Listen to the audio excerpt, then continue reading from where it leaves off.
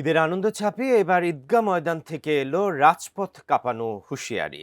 রাষ্ট্রপতি মোহাম্মদ শাহাবুদ্দিনের অভিশংসন নিয়ে এবার তীব্র মন্তব্য ছুড়ে দিলেন জাতীয় নাগরিক পার্টি এনসিপির মুখ্য সমন্বয়ক নাসিরুদ্দিন পাটোয়ারি। 5 আগস্টে সেই উত্তাল দিনে বিএনপির ভূমিকা নিয়েও বিস্ফোরক মন্তব্য করেছেন এনসিপির এই নেতা।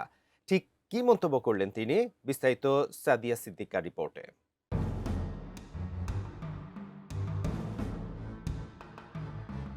পবিত্র ঈদ উল ফিতরের নামাজ শেষে জাতীয় ঈদগাহ ময়দান থেকে রাজনৈতিক অঙ্গনে তীব্র উত্তাপ ছড়িয়েছেন জাতীয় নাগরিক পার্টি এনসিপির মুখ্য সমন্বয়ক নাসিরুদ্দিন পাটোয়ারি। রাষ্ট্রপতি মোহাম্মদ শাহাবুদ্দিনের অভিশংসন ও অপসারণ প্রক্রিয়া নিয়ে সরকার কোনো ধরনের নয়ছয় বা টালবাহানা করলে রাজপথে কঠোর আন্দোলনে নামার ঘোষণা দিয়েছেন তিনি।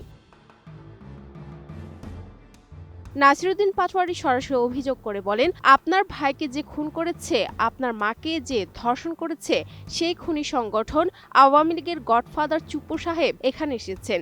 সাধারণ মুসল্লিরা এর প্রতিবাদ জানিয়েছে। পাটোয়ারি সরকারকে দ্রুত পদক্ষেপ নেওয়ার আহ্বান জানিয়ে বলেন, রাষ্ট্রপতির অভিশংসন এখন সময়ের দাবি এবং এটি নিয়ে কোনো আপোষ করা হবে না।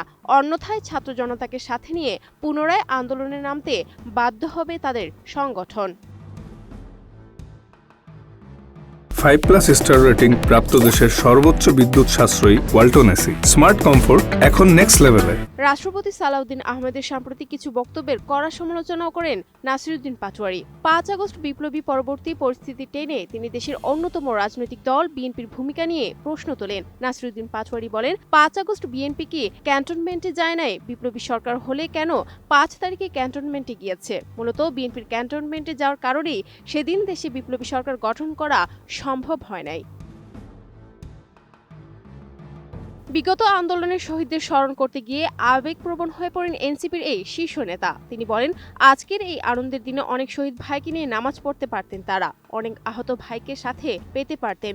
তারা চায় বাংলাদেশে যারা তাদের ভাইকে আহত করেছে, খুন করেছে, তাদের প্রত্যেকের বিচার নিশ্চিত হোক। বিশেষ করে শহীদ ওসমান হাদী হত্যাকাণ্ডের বিচার তারা বুঝে পাবেই।